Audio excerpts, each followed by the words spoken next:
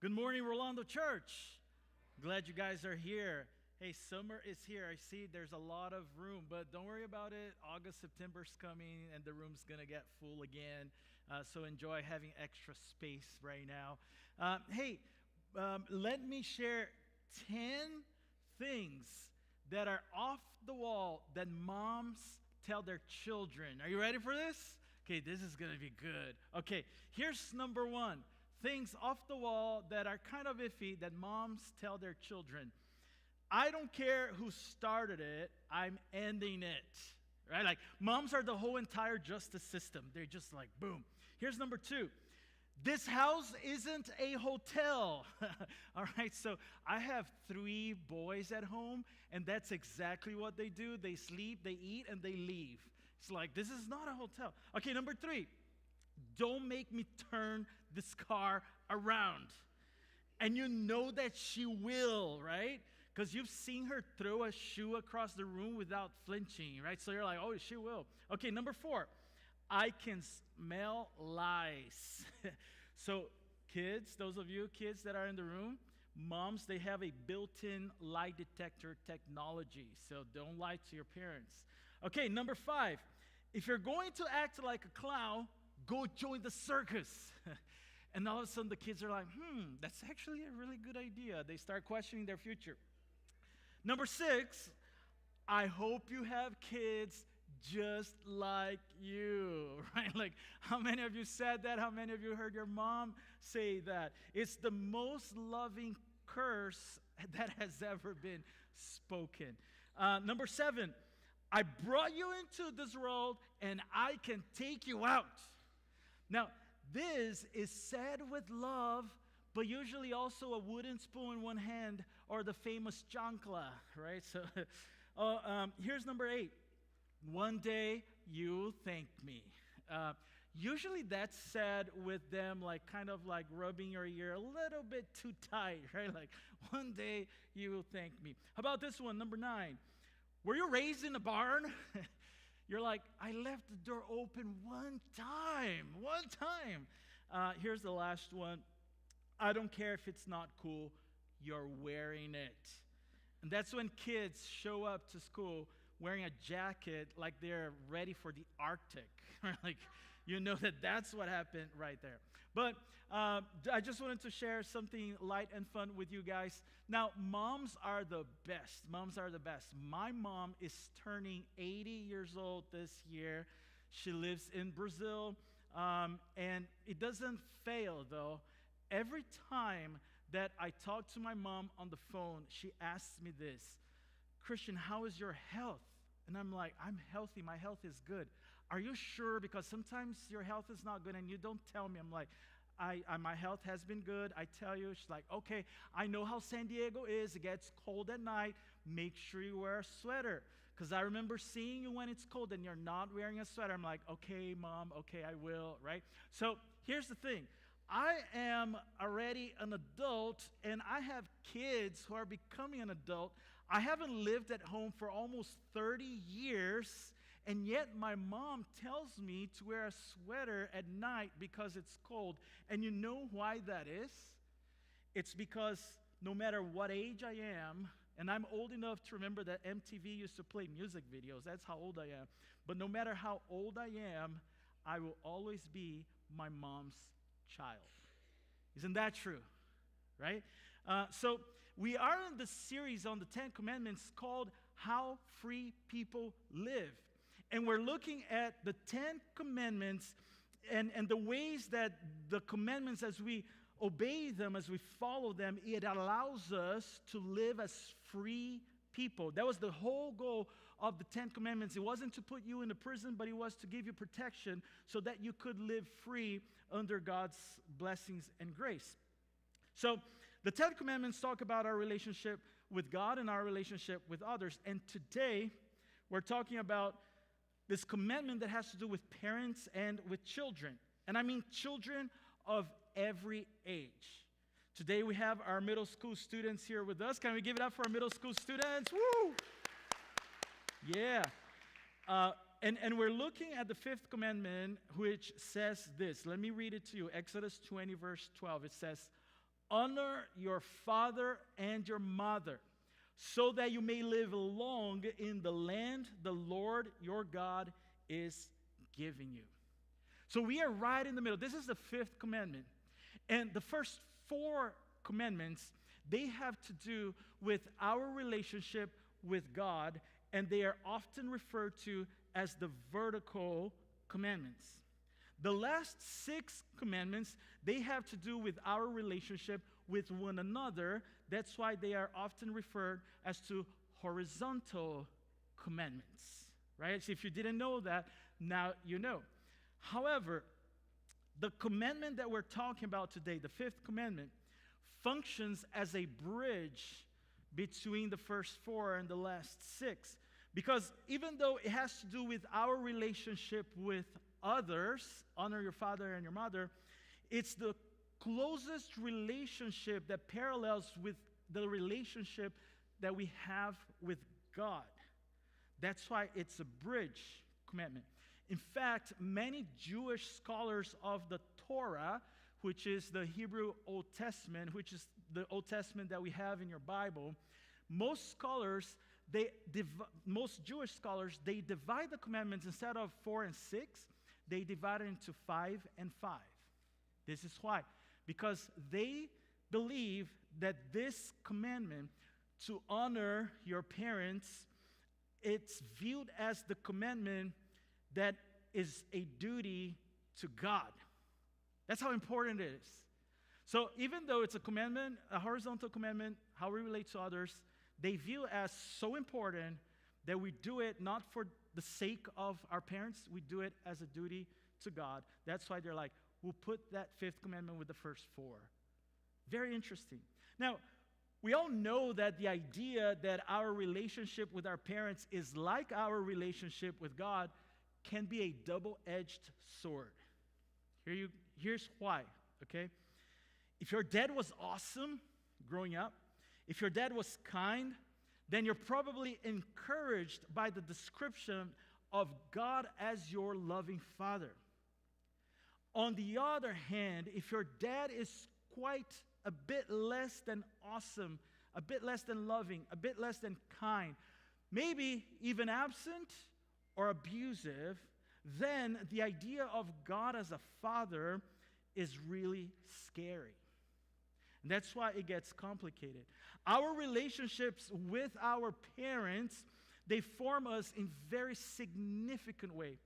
I think that with the exception of our relationship with Jesus, of course, and perhaps our relationship with our spouse, I think that this relationship with our parents is one of the relationships that form us the deepest in our lives.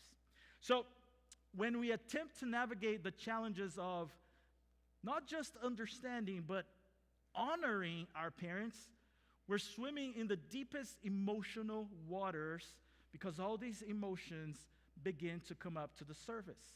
And so it could truly become an emotional minefield for some of us. So how do we do it, right? Like how do we navigate through these relationships? How do we make sense of these really complicated relationship dynamics? I have no idea. God bless you. Let's go home. Just kidding. That's what we're going to unpack today. We're going to dig into the fifth commandment, and what we'll try to do is understand this commandment better by asking a few questions, and I'm going to provide a few answers. So let's start with the first question.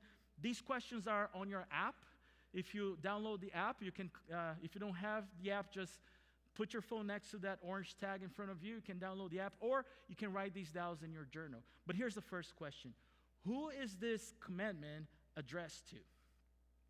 Who is this commandment addressed to? So one of the things that we get wrong about the commandment to honor your father and your mother is that we think that it's only directed to children or to teenagers, to young people in general. But here's the thing. Right before Moses gives the 10 Commandments, God tells him, hey, I want you to take these tablets, these 10 Commandments, and I want you to go share with the people. He didn't say, not just the young ones. I want you to share these commandments with everybody. And it turns out that all the 10 commandments, they don't have age restrictions. So that means that every commandment applies to every person, including this one. There are no exceptions. So here is why this commandment is addressed. And the commandment applies to children of every age. Write that down. This command applies to children of every age. So again, think about who, as Moses is sharing the 10 commandments, who was standing right in front of him. And it was the whole family, but mostly adults that were standing. He wasn't announcing the 10 commandments to a youth group or kids ministry or to a Bluey concert. No, it was like families, adults, the Hebrew people, they were standing there and they were listening to the 10 commandments. So the commandment applies to adults who have elderly parents as much as it does to young people who have parents. It applies to everyone.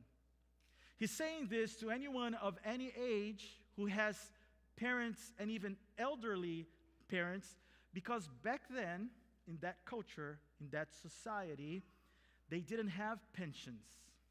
They didn't have 401ks. They didn't have social security programs back then.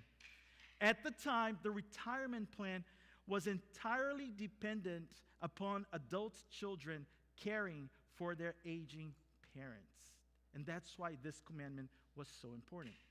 Now, I know some of you saw on our sign, or you saw on the web or on the app, and you're like, oh, Pastor Christian's talking about honoring your father and mother. Kids, let's go to church, right? Some of you are like, we've got to go to church today.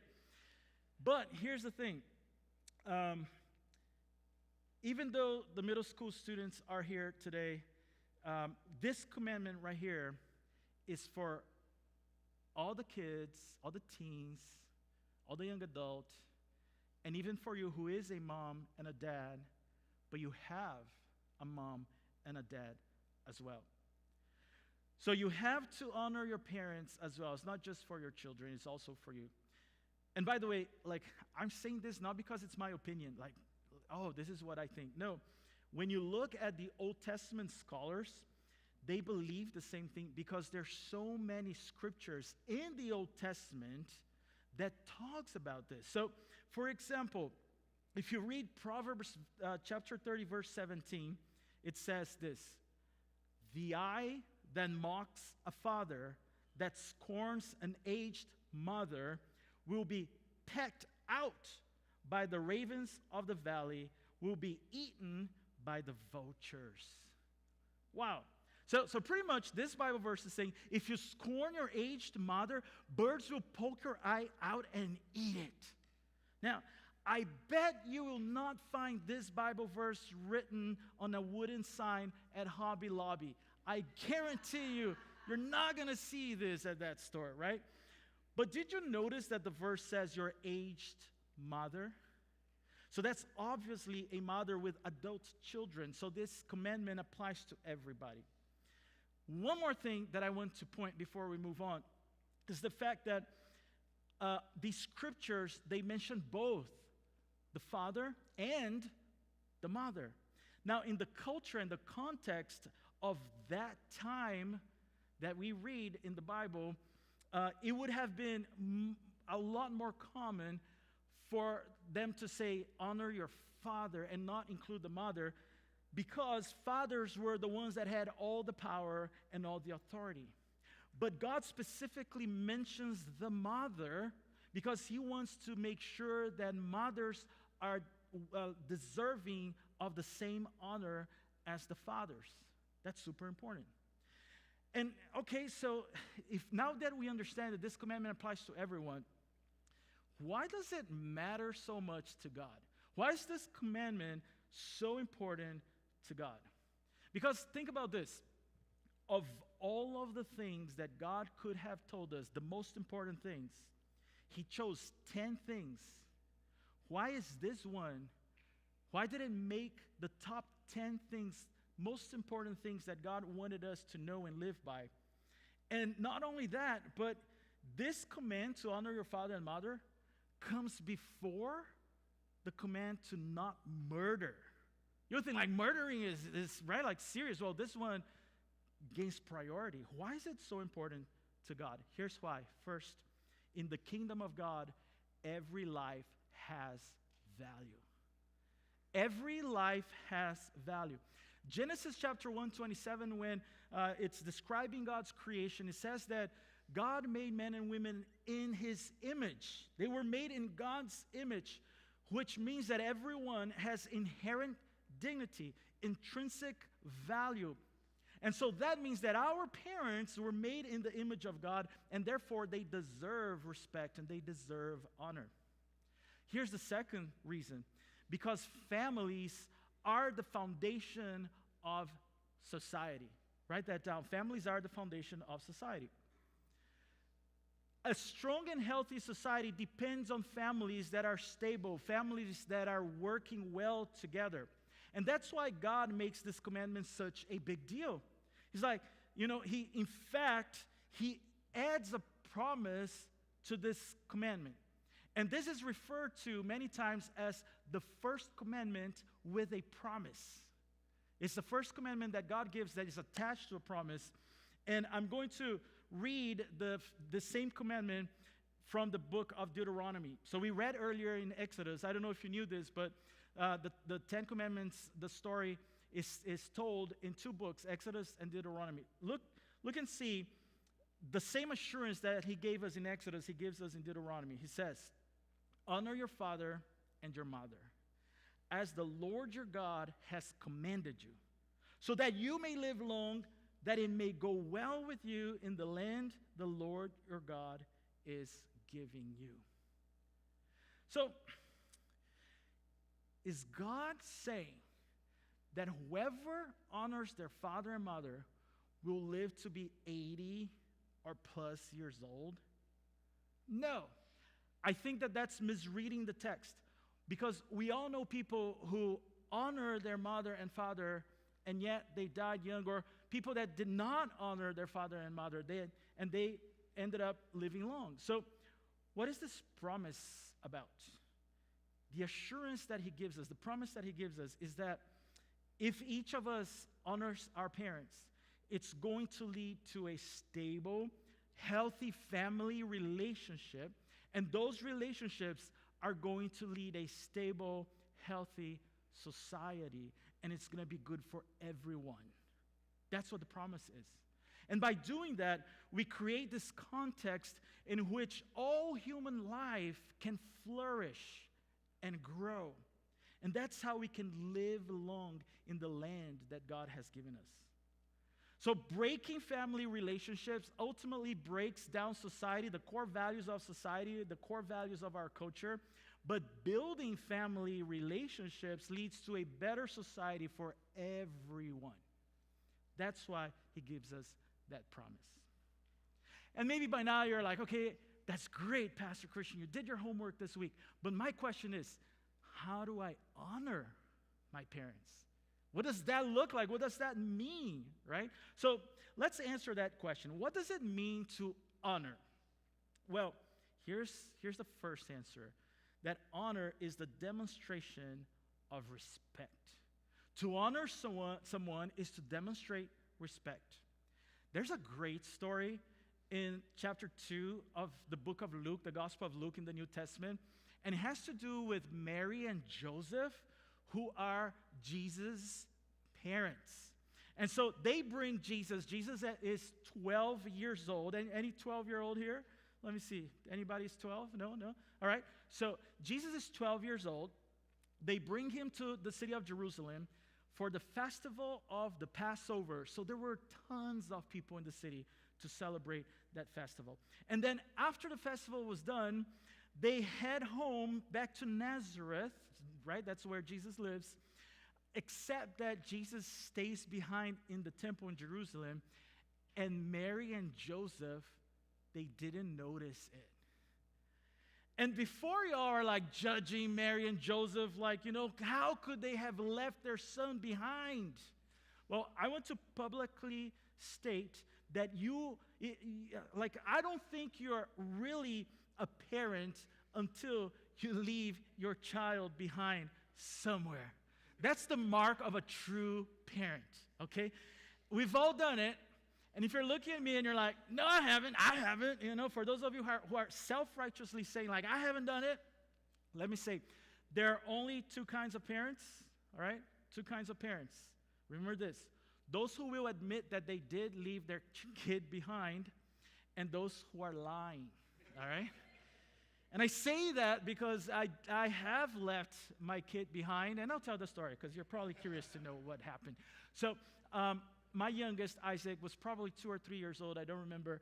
But we went on a field trip. I had signed up to go on a field trip for my oldest son, CJ, when he was in elementary school. And it was a trip to the zoo. Now, Liz was working that day, and Isaac was not in school yet. He was too young. So I decided to bring him with me. And I brought one of those light strollers, and he sat there. And we went to the field trip, and we're going through the zoo, and it's great. So finally, we get some rest. We take a break by where the elephants are. If you know where the elephants are, it's kind of like all the way at the bottom. And so I engage in a conversation with another dad. And I'm really into the conversation. And we are talking, guys, we're talking about Jesus. How can I not be into the conversation? We're talking about ministry. We're talking about church. And I'm excited.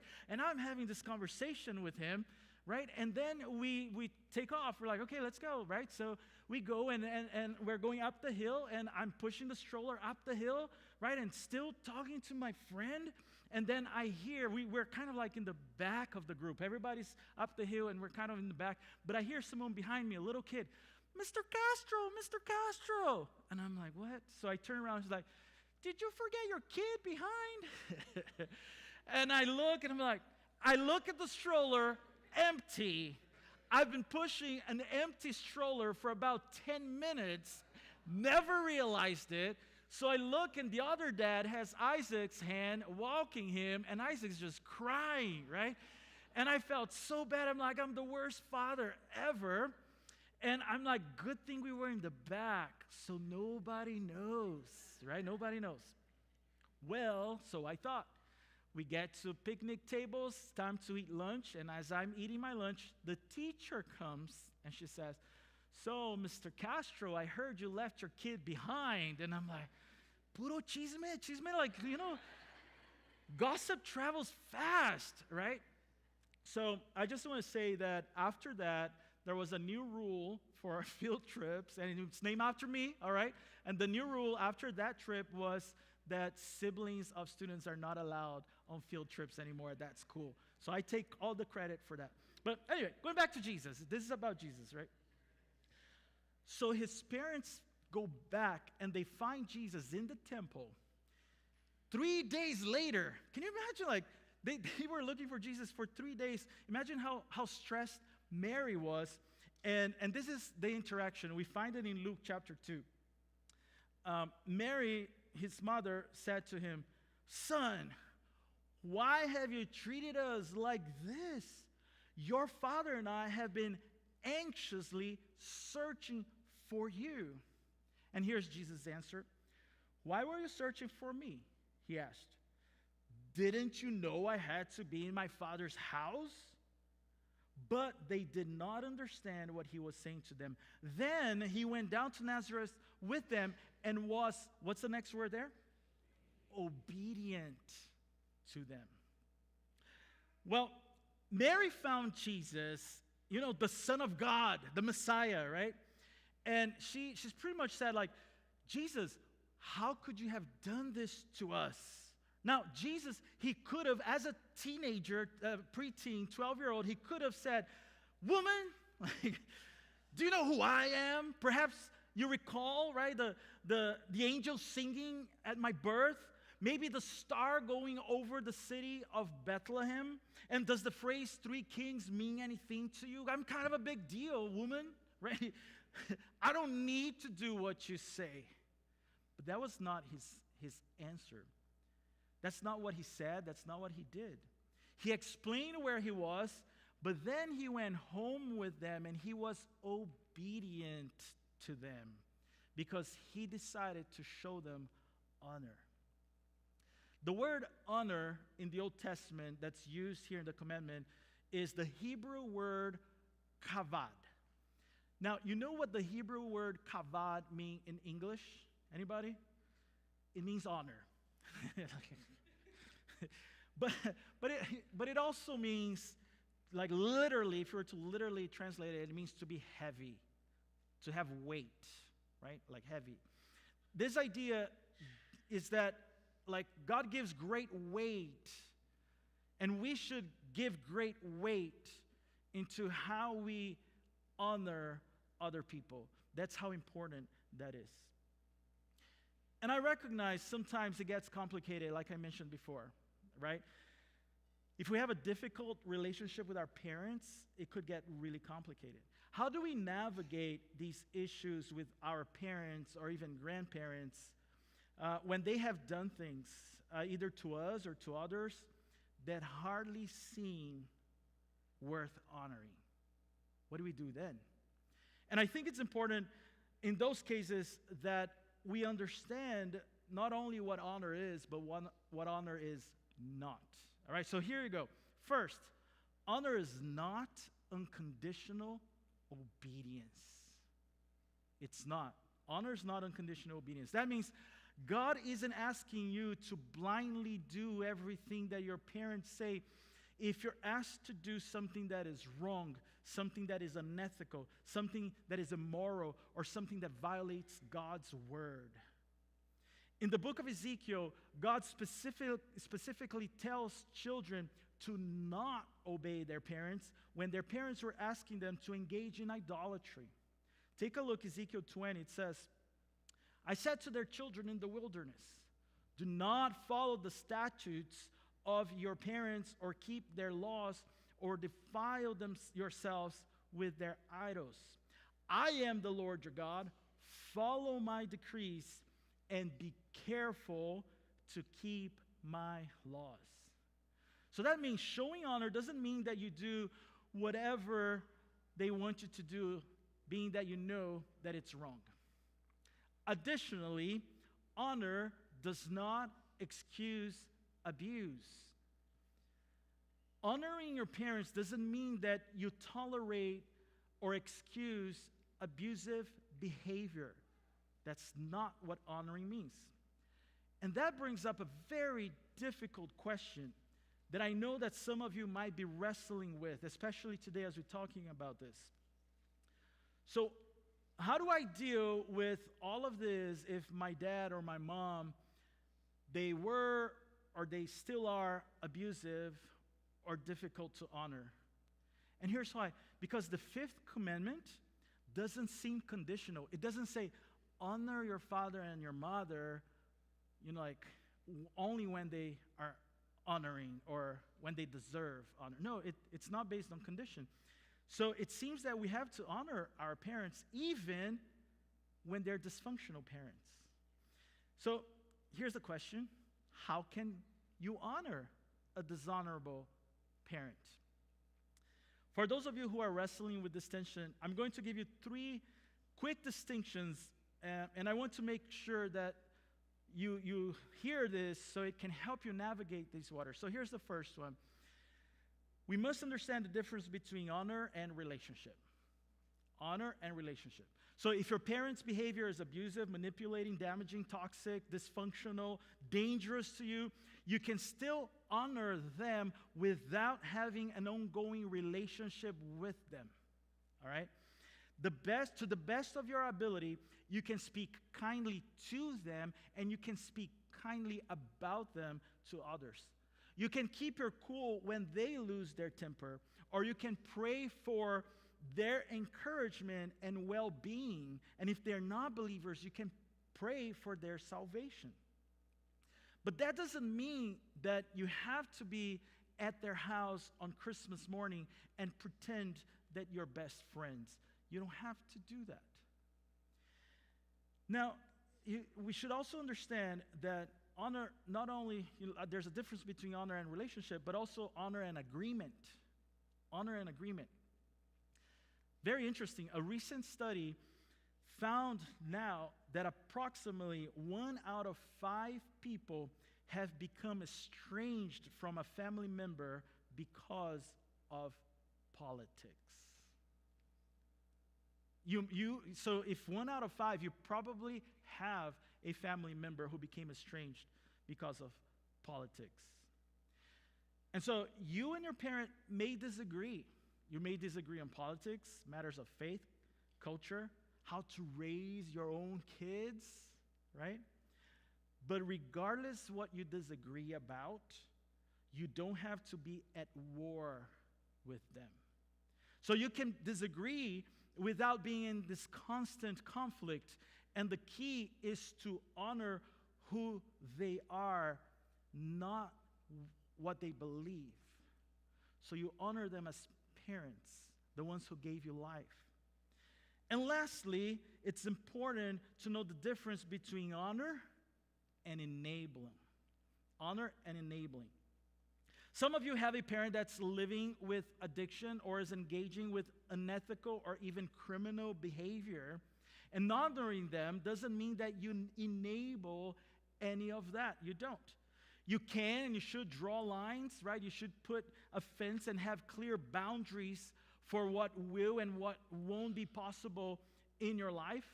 But you can still honor them with respect. You can still honor them with kindness. And you can definitely and should pray for them. But listen to me on this one. Sometimes the most honoring thing that you can do, the most honor that you can offer is forgiveness.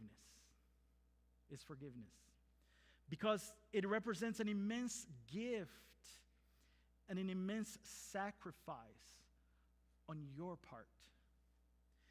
And forgiveness doesn't mean that you excuse everything that happened, or simply means that, this is what forgiveness is that, first of all, decision that you make not to carry a grudge anymore. To forgive is like, okay, I'm deciding that I won't carry a grudge, but it's more than just a decision, it's a practice. And I think that a number of you are living in this tension of wondering how, like, if your mom or your dad, if they have passed away, how do you do that? You're like, I've been carrying this weight, I've been carrying this grudge, but they're no longer here. How do I extend forgiveness? How do I honor parents who are not here anymore? And to that, this is what I would say. I would say, you might not be able to speak to them and say, like what you have always wanted to say, but it's never too late to forgive and to let go. You can release that pain and you can move forward even if they're not around anymore. And whether your parent is still with you or your parent is gone, or whether your parent was amazing and wonderful or dysfunctional and toxic, honoring our parents is a posture to take, it's a posture that we take, and it's not only a posture we take, but it's also a practice that we put into action. So if it's true that forgiveness is not just a decision, but it's a practice, then it's not just taking that posture of forgiving, but also is to practice forgiveness. And that's the bottom line. The bottom line is this: honor is an ongoing practice. It's not something that you only do once and you're done. No, it's an ongoing practice. And whether it's speaking words of honor or forgiving your parents, it's something that we repeat again and again and again because it's a practice. And I know that so many of you in the room, you are like walking through the process of honoring your parent by being their primary caregiver. So Liz and I, we are, like so many of you, in an interesting season in our lives. It's called the sandwich generation, where you have to take care of your children and you also have to take care of your parents. So we have kids that are going to college, that are like thinking about future and marriage and all those things. But we also, coincidentally, both of us, like I lost my dad and Liz lost her dad. So we have two moms that are widows and they live by themselves. Their choice. We invited them to come. They said no. All right. So just wanted to make that clear. But some of you are even further along where you have become the primary caregiver to either one or maybe both of your parents. And I think that caring for a parent until their final breath and doing everything that you can to ensure that you are doing right by them and ensuring that they're loved, that they're cared for, and treated with dignity and respect that they deserve. As a child of God, I think that that's what honor looks like. And I know so many of you who are doing that right now.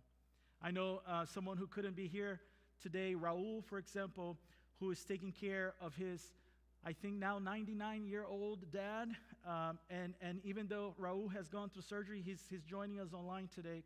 He went through surgery, and even though he has to take care of himself, he's still choosing to honor his dad by taking care of him. And I know that so many of you are doing that at the moment. So let me wrap this up. I want to summarize everything that I have said. I know that was a lot, right? But here you go.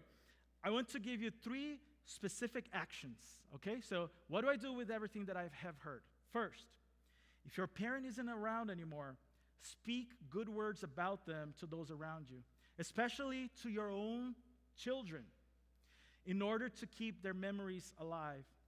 If it's dishonest to speak good words about them, then extend forgiveness to the flawed and broken person that your parent was while they were alive. Number 2, if your parent is still alive, offer them whatever honor, whatever care you can for as long as they are alive. And please, tell them how much you love them. Tell them how much you appreciate them while there's still time. And I remember one of the things that I did for my dad, I would always show appreciation to him. But when he turned 70, I wrote him a letter.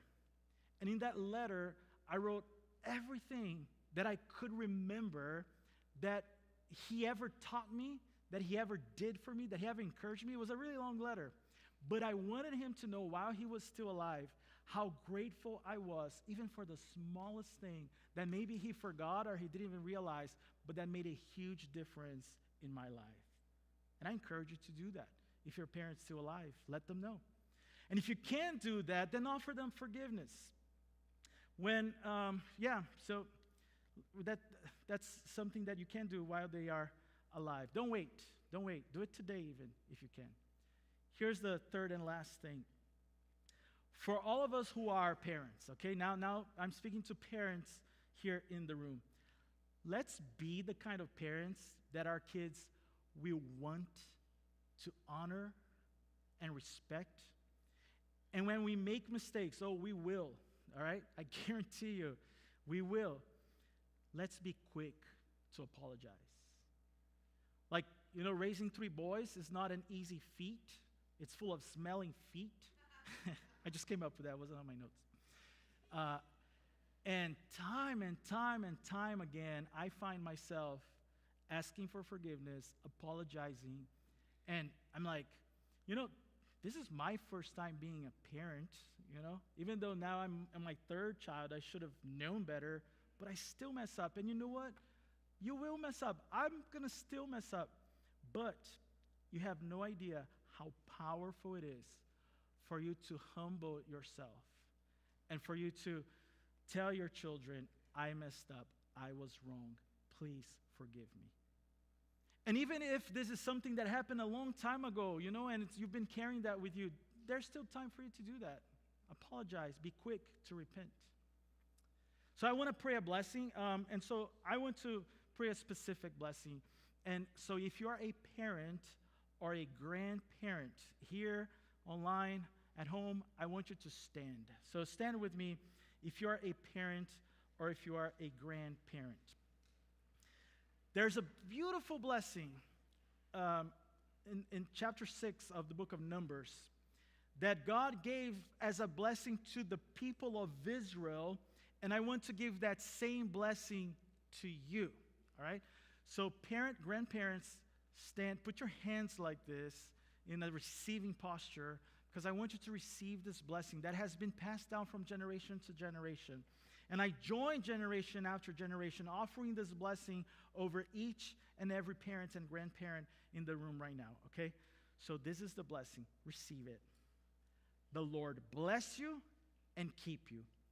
The Lord make his face to shine on you and be gracious to you. The Lord turn his face toward you and give you peace. Amen. Will everyone stand with us now? Let's sing this next song. Be blessed.